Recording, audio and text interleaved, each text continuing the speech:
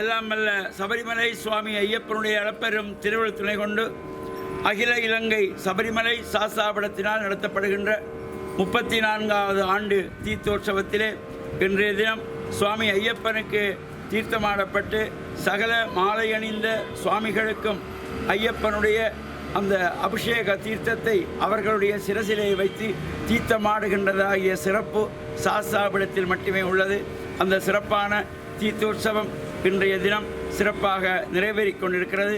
நாளைய தினம் கற்பண்ண சுவாமி காவல் தெய்வமாக போற்றப்படுகின்ற கற்பண்ண சுவாமியுடைய பூஜை, மலை யாத்திரை செல்லுகின்ற அனைத்து சுவாமிகளுக்கும் காவலாக வருகின்ற கற்பண்ண சுவாமியுடைய விசேஷ பூஜை அனைவரும் இன்று இந்த தீர்த்தோற்சவத்திலே கலந்து கொண்டிருக்கின்ற அனைத்து அடியார்களுக்கும் எல்லாம் வல்ல சபரிமலை சுவாமி ஐயப்பனுடைய பரிபூர்ணமான திருவருள் நிறைய வேண்டும். இந்த தீர்த்தோற்சவத்தை வருடா வருடம் சுவிஸ் மாநகரில் இருந்து துளசீஸ்வர குருக்கள் மாலா அவர்களுடைய உபயமாக பாலசுப்ரமணிய சர்மாவுடைய குடும்ப உபயமாக தொடர்ச்சியாக நடைபெற்று வருகின்றது.